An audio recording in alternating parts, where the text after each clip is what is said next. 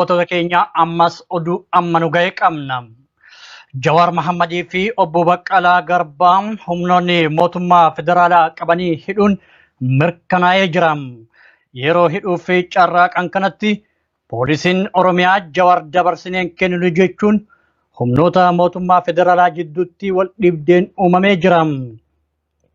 Wal dhibdee kanaan miidhaan dhaqqabullee odeeffannoo nu ga'eera. Humnoonni mootummaa federaalaa humna biroo dabalachuun Jawaar Mahammadii fi obbo Baqqalaa Garbaa qabanii wayita ammaa hidhanii jiru. Ammaaf eessatti akka hidhan iddoon isaan beekamne. Odumaa wal qabateen hojjettoonni OMNs bakki isaan itti ukkaanfaman waan beekame jiru. Ajjeechaa goota Oromoo Artist Haacaaluu Hundeessaa hordofuun guutuun biyyattiin raafama jabaa jala galtee jirti. Egaan daawwattoota keenya ammas iddoo Jawaar Mahammadii fi obbo Baqqalaa Garbaa dabalatee hojjettoonni OMN itti hidhaman jala buunee hordofna. Isinis nu hordofuu gamanumaan hin dagatina.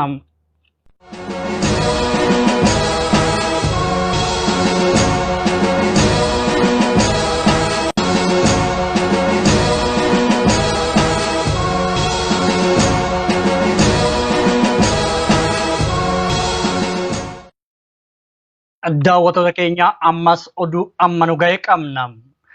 Jawaar Mahammadii fi obbo Baqqalaa Garbaa humnoonni mootummaa federaalaa qabanii hidhuun mirkanaa'ee jira. Yeroo hidhuu fi carraaqan kanatti poolisiin Oromiyaa Jawaar dabarsineen kenninu jechuun humnoota mootummaa federaalaa jidduutti wal dhibdeen uumamee jira. Wal dhibdee kanaan miidhaan dhaqqabullee odeeffannoo nu ga'eera.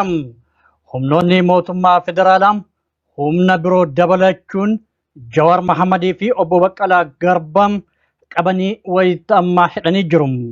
Ammaaf eessatti akka hidhan iddoon isaan beekamne.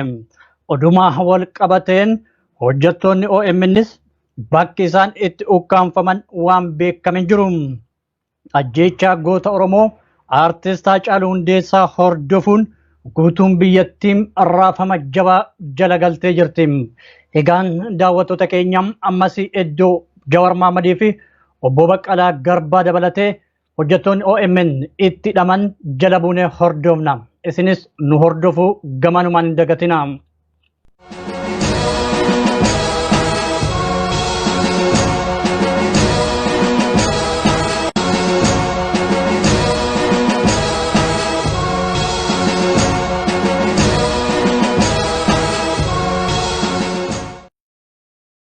Daawwattoota keenya ammas oduu amma nu ga'e qabna. Jawaar Mahammadii fi obbo Baqqalaa Garbaa humnoonni mootummaa federaalaa qabanii hidhuun mirkanaa'ee jira. Yeroo hidhuu fi carraaqan kanatti poolisiin Oromiyaa Jawaar dabarsineen kenninu jechuun humnoota mootummaa federaalaa jidduutti wal dhibdeen uumamee jira. Wal dhibdee kanaan miidhaan dhaqqabullee odeeffannoo nu ga'eera. Humnoonni mootummaa federaalaa humna biroo dabalachuun Jawaar Mahammadii fi obbo Baqqalaa Garbaa qabanii wayita ammaa hidhanii jiru. Ammaaf eessatti akka hidhan iddoon isaan beekamne. Odumaa wal qabateen hojjettoonni OMNs bakki isaan itti ukkaanfaman waan beekame jiru. Ajjeechaa goota Oromoo Artist Haacaaluu Hundeessaa hordofuun guutuun biyyattiin raafama jabaa jala galtee jirti. Egaan daawwattoota keenya ammas iddoo Jawaar Mahammadii fi obbo Baqqalaa Garbaa dabalatee hojjettoonni OMN itti hidhaman jala buunee hordofna. Isinis nu hordofuu gamanumaan hin dagatina.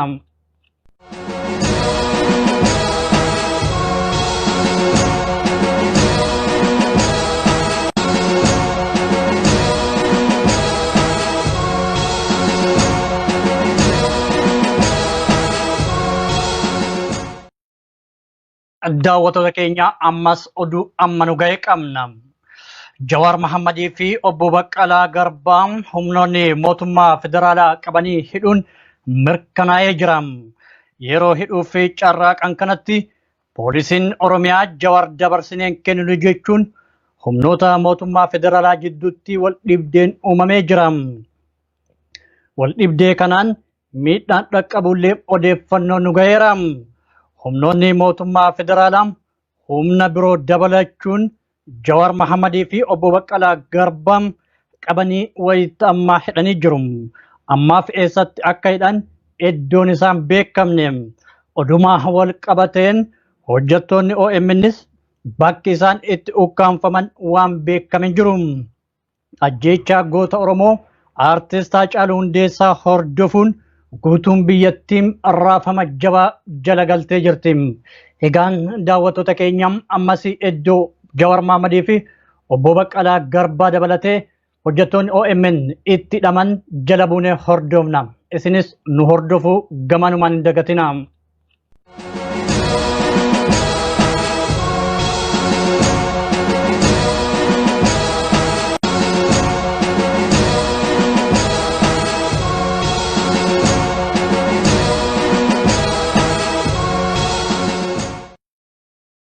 Daawwattoota keenya ammas oduu amma nu ga'e qabna.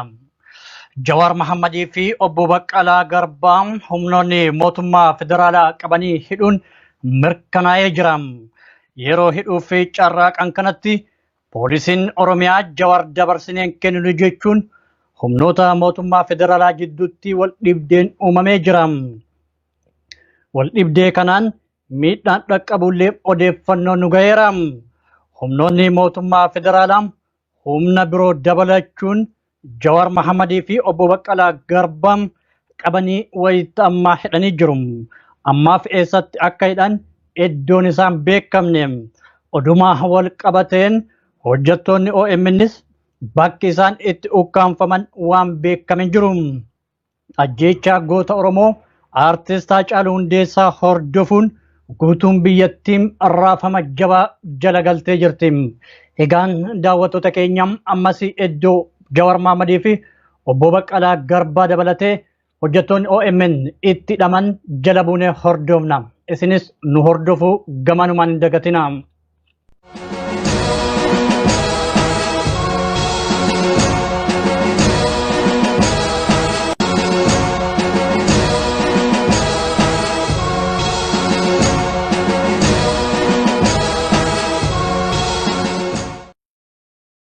Daawwattoota keenya ammas oduu amma nu ga'e qabna. Jawaar Mahammadii fi obbo Baqqalaa Garbaa humnoonni mootummaa federaalaa qabanii hidhuun mirkanaa'ee jira. Yeroo hidhuu fi carraaqan kanatti poolisiin Oromiyaa Jawaar dabarsineen kenninu jechuun humnoota mootummaa federaalaa jidduutti wal dhibdeen uumamee jira. Wal dhibdee kanaan miidhaan dhaqqabullee odeeffannoo nu ga'eera. Humnoonni mootummaa federaalaa humna biroo dabalachuun Jawaar Mahammadii fi obbo Baqqalaa Garbaa qabanii wayita ammaa hidhanii jiru. Ammaaf eessatti akka hidhan iddoon isaan beekamne. Odumaa wal qabateen hojjettoonni OMNs bakki isaan itti ukkaanfaman waan beekamin jiru. Ajjeechaa goota Oromoo Artist Haacaaluu Hundeessaa hordofuun guutuun biyyattiin raafama jabaa jala galtee jirti. Egaan daawwattoota keenya ammas iddoo Jawaar Mahammadii fi obbo Baqqalaa Garbaa dabalatee hojjettoonni OMN itti hidhaman jala buunee hordofna. Isinis nu hordofuu gamanumaan hin dagatina.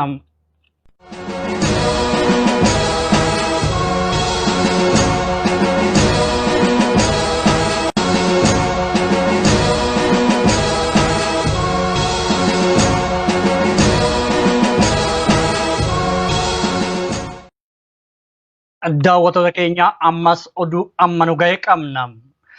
Jawaar Mahammadii fi obbo Baqqalaa Garbaa humnoonni mootummaa federaalaa qabanii hidhuun mirkanaa'ee jira.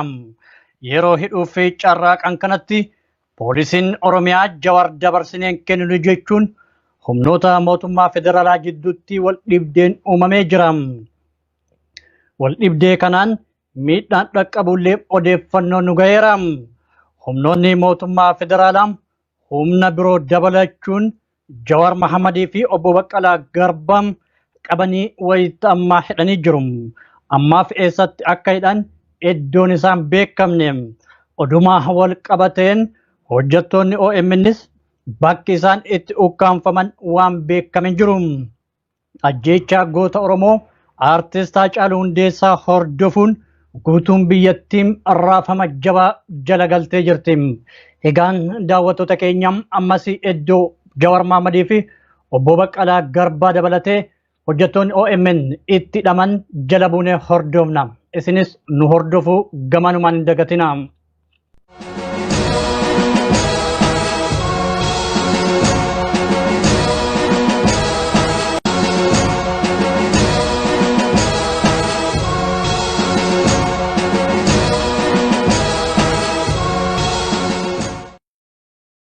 Daawwattoota keenya ammas oduu amma nu ga'e qabna.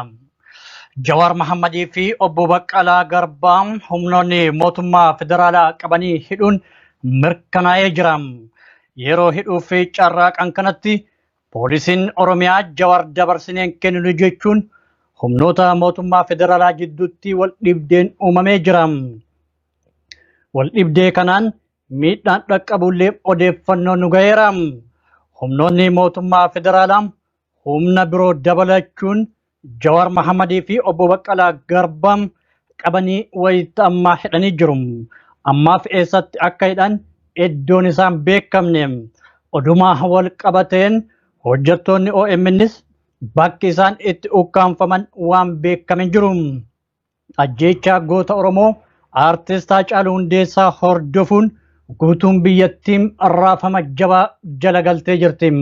Egaan daawwattoota keenya ammas iddoo Jawaar Mohammadii fi obbo Baqqalaa Garbaa dabalatee hojjettoonni OMN itti hidhaman jala buunee hordofna. Isinis nu hordofuu gamanumaan hin dagatina.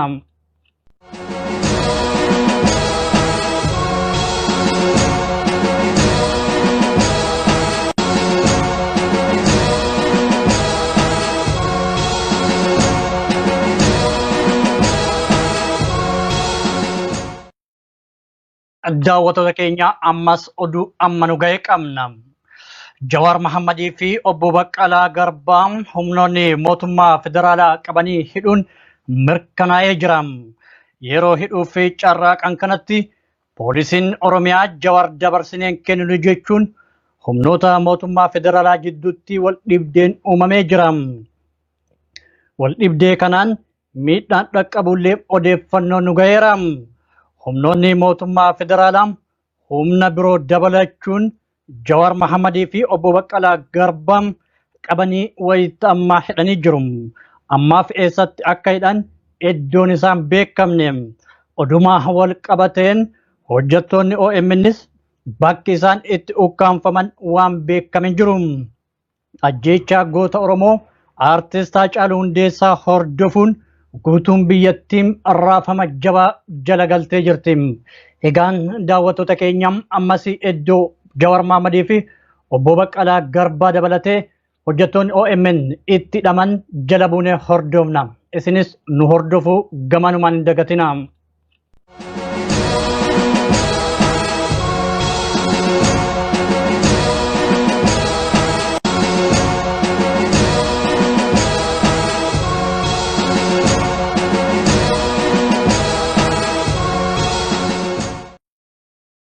Daawwattoota keenya ammas oduu amma nu ga'e qabna. Jawaar Mohammadii fi obbo Baqqalaa Garbaa humnoonni mootummaa federaalaa qabanii hidhuun mirkanaa'ee jira. Yeroo hidhuu fi carraaqan kanatti poolisiin Oromiyaa Jawaar dabarsineen kenninu jechuun humnoota mootummaa federaalaa jidduutti wal dhibdeen uumamee jira. Wal dhibdee kanaan miidhaan dhaqqabullee odeeffannoo nu ga'eera. Humnoonni mootummaa federaalaa humna biroo dabalachuun Jawaar Mohammadii fi obbo Baqqalaa Garbaa qabanii wayita ammaa hidhanii jiru. Ammaaf eessatti akka hidhan iddoon isaan beekamne. Odumaa wal qabateen hojjettoonni OMNs bakki isaan itti ukkaanfaman waan beekame jiru. Ajjeechaa goota Oromoo Artist Haacaaluu Hundeessaa hordofuun guutuun biyyattiin raafama jabaa jala galtee jirti. Egaan daawwattoota keenya ammas iddoo Jawaar Mohammadii fi obbo Baqqalaa Garbaa dabalatee hojjettoonni OMN itti hidhaman jala buunee hordofna. Isinis nu hordofuu gamanumaan hin dagatina.